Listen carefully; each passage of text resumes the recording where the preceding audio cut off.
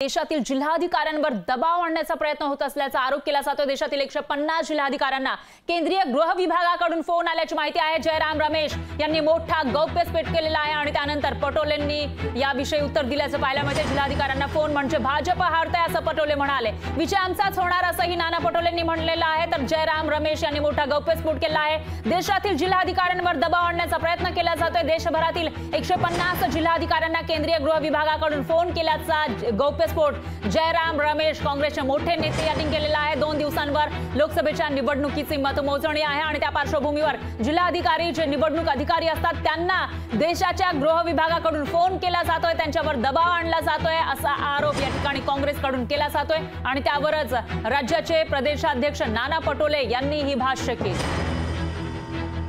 तर नाना पटोलेंनी नेमकं काय म्हटलंय ते बघूयात।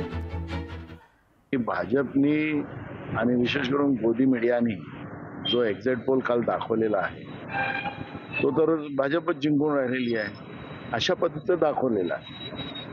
आता जनतेच्या मनात काय हे आता जेव्हा बूथ उघडतील ते काउंटिंगच्या दिवशी 4 तारखेला कळणार आहे।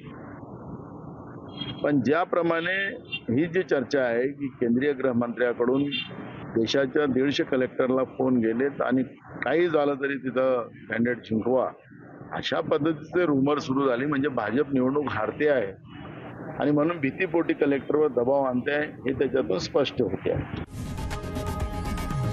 लोकशाही मराठी ऐका, पहा, जागरूक रहा।